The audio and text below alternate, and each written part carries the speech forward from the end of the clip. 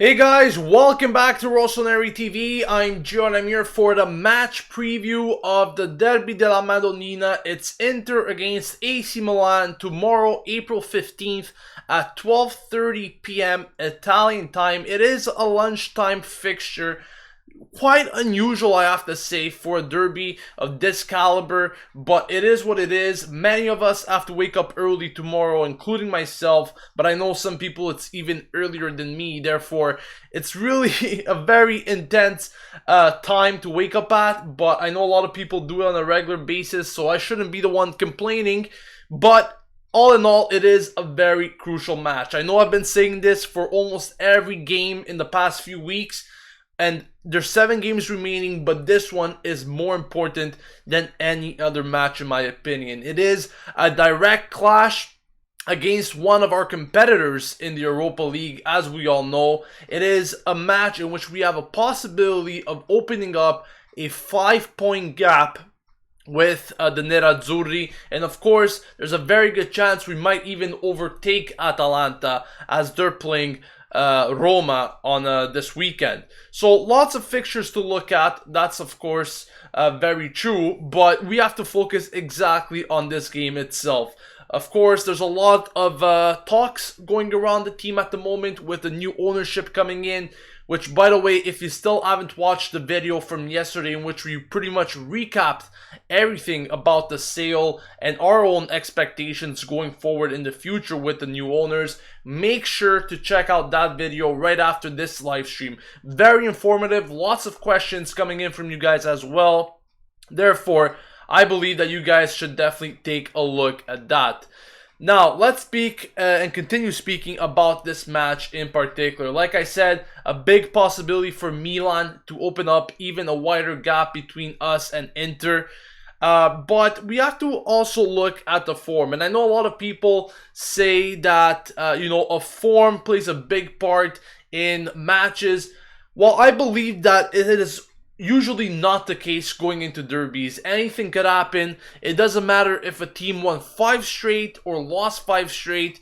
Anything could happen because it is a derby. And that's exactly why, even though Inter hasn't won in the past 3 matches, where they tied against Torino and lost against Sampdoria and Crotone, which by the way was just embarrassing, especially last week, they really couldn't even put it past a side which is battling for relegation.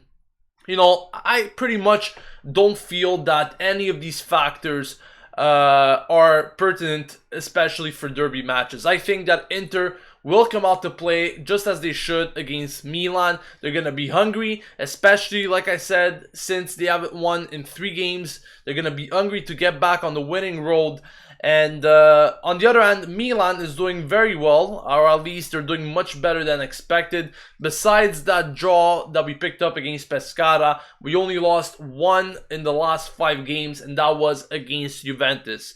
So, honestly speaking, I'm feeling quite confident going into this match, but we still have to acknowledge that Inter is a solid team. It's a team that will come out to fight. It's a team that won't give it to us easy, as that's the case in every derby, except that one that we won 6-0 back 15, 16 years ago. But besides the fact it's going to be a very hard-fought battle, and this is because there's not only 3 points at stake here, there's much, much more. This is pretty much such an important game to speak about the Europa League. And, oftentimes I've said it doesn't really matter up to a certain point what the other teams do. But now that there's only 7 games remaining, every game really matters. And if we could pick up 3 points against Inter, they could be dropping a further 3 points. These points could definitely be the difference at the end of the day, and that's why I emphasize on the fact that when we do play against direct opposition, we must win. We must win these games, especially, like I said, against these teams that are battling with us for the Europa League. But without further ado, guys, let's take a look at the probable starting 11 that Montella will field tomorrow against the Nerazzurri. So, as usual, no surprises, Donnarumma will be starting in net. Calabria, Zapata, Romagnoli, and Indicillo in the back four. A bit of doubts in the midfield here as Kuchka is set to start on the right, but in the middle, we still don't know whether Locatelli or Jose Sosa is being preferred. Of course, various reports come in here, and some are saying that Jose Sosa will be starting. Some are stating that Locatelli instead will be starting. So until tomorrow, we won't really know exactly who will start. But there's a good chance one of those two will be starting. That's all we know. Matthew Fernandez will be starting on the left side instead. That's for sure. He will be replacing Pasalic as he's suspended for this match after picking up a booking against Palermo last weekend. Up front, the front trio goes unchanged with Suso starting on the right, back in the middle, and Deulofeu on the left side. So like I said, very similar formation to what we saw against Palermo. Very similar lineup with the sole exception of Matthew Fernandez there starting on the left side. We did very good things with this lineup against Palermo. Of course, Palermo is not Inter, so you could expect a lot of differences in tomorrow's game. Palermo very hardly tried, in my opinion, last weekend. This time we're going to be meeting a team that's going to be there to try and beat us, to gain an advantage on us on some sort. But I'm still going into this game pretty confident. Like I said, the whole thing with the new ownership, the sale going through, and Milan fans finally being happy, reunited, and just with the psychology now that the future is looking brighter than ever, I think that the team has exactly those vibes as well, and therefore they could translate in a very good performance. At least that's what I hope for. At least I hope that, it goes down that road and that we won't encounter difficulties. It would really recap such a beautiful week if we do get the win against Inter tomorrow, but that all depends on how the boys come out to play. Let me know your thoughts on this game in the comments section below, guys. I'll be reading your thoughts for the next 10 minutes or so. Once again, I want to repeat myself regarding questions or comments about the sale. I will be answering them, but make sure to watch that video regarding the Milan sale that we posted yesterday. A lot of questions are really answered in there. If you guys were there yesterday, you know exactly what I'm talking about. So if I do read comments that, explain things that we already mentioned in the previous video, I will simply go to the next one because, guys, honestly, everything is posted in that video. So make sure you go watch it if you missed it. But let's go and head in to these comments. Let me see what you guys have to say here.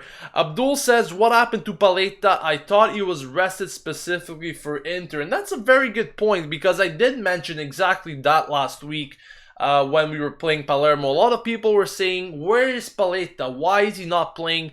Why is Zapata being preferred to Paletta? And that's exactly the reason that I thought. Even reports were saying that, Paletta's being rested. We are playing Palermo. There's no need to see Paletta playing this game. So just give it to Zapata instead.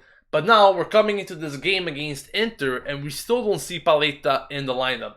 My reasoning here is that, Zapata has been doing very good recently. He had no problems whatsoever against Palermo last weekend. Once again, I want to mention that Palermo is not Inter, but form goes a long way in my opinion, and I think Montella wants to continue with this partnership of Zapata and Romagnoli. However, I do believe that if Zapata does mess up in this game or in the future games, then once again, the seniority will be going back to Paletta. But it is a very touchy and weird scenario if you ask me. I'm not quite sure why Zapata is still being preferred rather than just him being in form at the moment. But yeah, we're gonna have to see exactly how he performs tomorrow against a very important opponent like Inter. Pixflix says, can't wait for this match. I think this will be a high-scoring match. He says Milan will be winning 3-2. Goals from Suso, Bacca, and Deulofeu. I, on the other hand, really believe that this is going to be a very low-scoring match, and I tell you why. Milan has been doing quite well defensively. We haven't been conceding too many goals. Last game, of course, we got a clean sheet against Palermo. The game before, we only conceded one against Pescara. We got a clean sheet against Genoa as well. So really, in recent games, the most we have been conceding is only one goal or less, which is very, very good to see defensively. And, you know, taking a look at the goals in the season, Milan is tied for third place for least goals against. Of course, major merit goes to Donnarumma, but this is to say, you know, our defense hasn't been that bad, if you ask me, this season. So I think we won't be conceding too much. Inter, on the other hand, you know, they will be taking this game very cautiously. They know they need to win in order to pass us in the standings, that's for sure. But, you know, I think they have a pretty solid defense as well. In recent games, their defense has let them down. They conceded 2 goals against Crotone. They conceded another 2 against Sampdoria, another 2 against Torino. So they've definitely been conceding a lot of goals, but they will be taking a more cautious approach in this game. And that's why I believe it's really going to be a tight affair. With very low goals in this game. So it might be like a 1-0 win or a very, you know, very close match like that. So we're going to see exactly what's going to happen tomorrow, but that's my prediction in terms of goals and probably the final score. Loris Baku says, do you think that our midfield is strong enough? I feel that we will be dominated by Inter's superior midfield. I do believe that Inter has a superior midfield, if you ask me. Our midfield is currently not that strong, and this is why I keep repeating myself.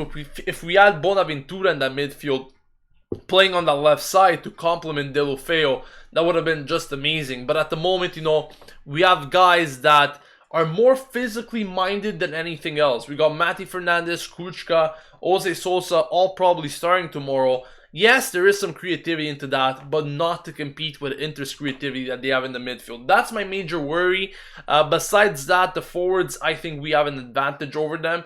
The speed of Suso and Deulofeu will definitely, you know, help us a lot tomorrow, I believe. Bacca needs to be a very good finisher. He needs to finish those chances. He had a lot of chances against Palermo. Yes, he scored a goal, but with the chances he had, he should have had at least 3 or 4. Those chances cannot be repeated in terms of missing. You know, we cannot miss those chances against Inter. He probably won't be getting as many chances as he did against Palermo. Therefore, he needs to make sure that those chances go to bed and they put them in the back of the net. Moving on with some other questions. I'm going to see if you guys focus more on the game for this one, guys. So please. Giuliano Lapadula says, Gio, do you think that Calabria is now one of the main players in our team? Well, definitely I believe that he's having a bigger say in the team, mainly because, you know, Abate is out for the season with that eye injury. But he will be starting on most games on that right side, Calabria that is, and I could definitely see him staying in that position for a while, at least, you know, until next season. I mentioned this several times as well. Calabria is a different player when he plays on the right than on the left. On the left, you could see him having problems. He wasn't very comfortable with the ball. Even his defending skills were, you know, pretty much at stake every time the opposition had the ball. On the right side instead, we saw him against Palermo, very comfortable, very good passes, as well as crossing the ball. He seems much more comfortable there. A beautiful assist for him last game as well. So I definitely hope that he continues down that road, and I do believe that he could be a very integral part of our team's success from now on until the end of the season. Bascom pretty much asking the same thing regarding Calabria. Adam P, thoughts on the midfield? Already pretty much told you what I think of it. Letta Bressani says, with Inter's current form, do you think they will try to jump back up? If we win this match, it is almost certain we go to Europe. Well, there's still 6 games after this match. I do agree that definitely our chances of making it to Europe are going to be much higher, but still, it's not set in stone that we will be qualifying for the Europa League until the very last fixture is being played. to answer the first part of your question, I definitely think that Inter will be going all out tomorrow, but they will still be having a cautious approach. They don't want to give much space to Milan. As we all know, Suso and Delufeu will be using their speed, their pace to hurt Inter's defense. But I definitely think that, they're obliged to really jump back up or, play an aggressive game, a game where they need to win at all costs. Because everyone knows that if they don't win, Milan will still have that advantage over them no matter what. And if Milan wins, then, it's going to be a much, much harder task for them to pass us in the standings, and their Europa League chances will definitely be jeopardized altogether. Ed TM says, Gio, have you watched today's press conference? I think you changed your name there, if I'm not mistaken. Anyways, he says, what are your thoughts on Fasone? Yes, I watched bits and pieces of the press conference, to be honest with you. I didn't watch the whole thing. But I really liked how Fasone articulated his words, his sentences, his motivations going forward. I think that he spoke in very good terms, very simplistic. I really liked that about him. He didn't really try to take the long way in terms of answering a question. So what I mean by this is that he was very direct with the journalists whenever there was a question regarding either the future in terms of signings, the stadium issue, or so forth. He was very direct, and I really like this choice of words. So I'm very happy with how he deals with the media and so forth, and I definitely hope that all that he said is being promised by him, because I really think that, he's definitely a very good sporting director for a future. I hope that that's the case. Of course, that's all we can hope for at the moment. I mentioned it yesterday on the video with Adamo. I said that I want to see actions before giving my judgment. Yes, the money will be coming in, but I want to see things first before, acting or reacting to my thoughts. And I believe that the Chinese will have to, definitely send out a strong message to the fans.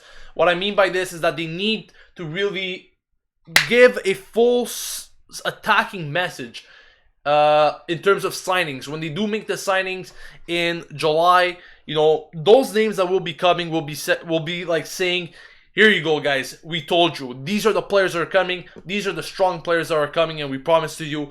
And only there, I believe that many fans will have different perspectives or views on this new management. Definitely a lot of people are optimistic, that's for sure, but I think a lot of these thoughts will be even more reinforced if we actually see things happening very, very soon as the transfer window starts.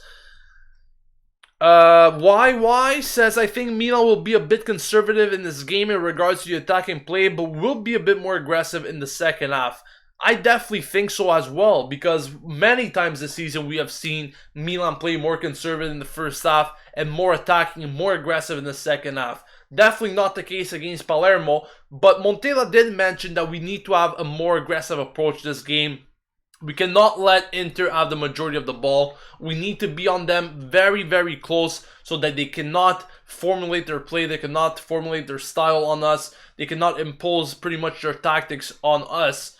And we have to be more aggressive, that's for sure. And I wouldn't be surprised if that's exactly the approach that Milan will be taking. Like you mentioned, there are YY. Also, yes, a few people are speaking about Donnarumma and his contract. Fasoni did mention that it is one, if not the main priority for Milan. It is to renew Gianluigi Donnarumma's contract, and they want him to stay at the club for a very, very long time. So very positive news definitely coming in today regarding that, and I hope that is done sooner rather than later. Pixflix says Bacca needs to not just stand around like a statue, and he needs to get involved. When he does, he generally scores. I saw him much more involved last game against Palermo, to be honest with you. He was coming back, he was contributing even to the passes that he was giving to the wingers. Much, much more involved. He did get so many chances last game. Like I said before, he missed a lot of them, but he was much more involved, and that's why he was even getting those chances. He needs to focus on that exact type of playing here going forward, or else, Milan will be in trouble. This is the way that he should be playing all season round, but unfortunately, we really haven't seen that type of Carlos Bacca at all, or very rarely this season.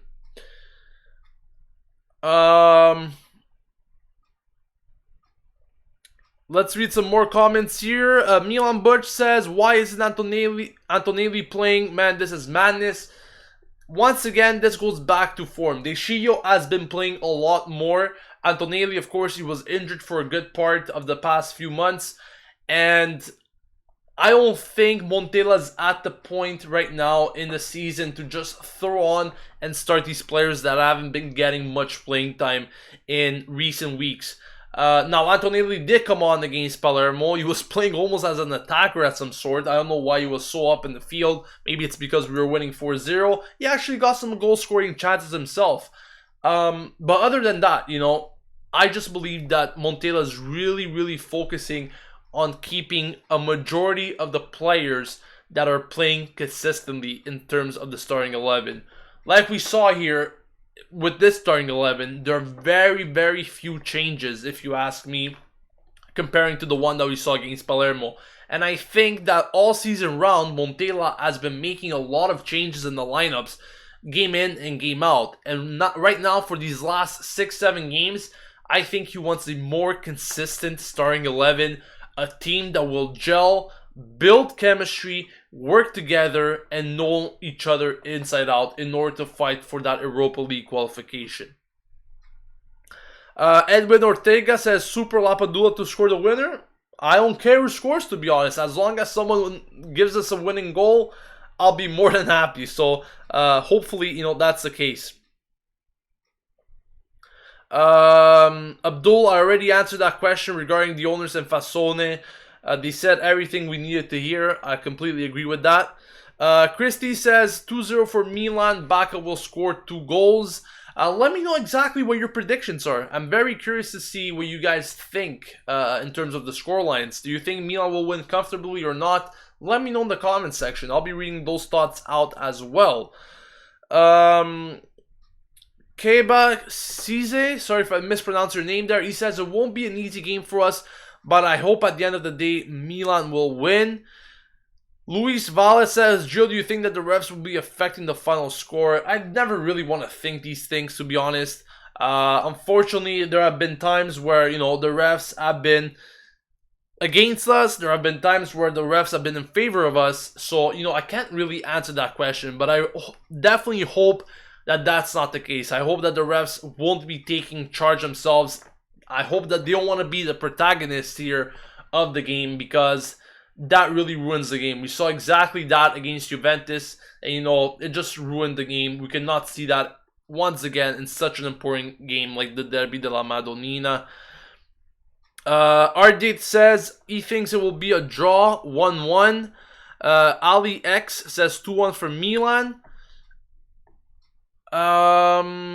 Pixflix says, are we ever going to see Cutrone? Not tomorrow, but I want to see him coming on as a sub sometime when we're winning. What's there to lose? Well, like I said last game against Palermo, I think that was that was handed to him. That was a game in which he should have, come on and he should have been playing. At least after it was 4-0. Why he wasn't given the chance, I simply don't know. But when you see those types of scenarios where Milan is winning 4-0 and Cutrone is not being brought on, questions definitely need to be raised. Will this guy be given a chance this season?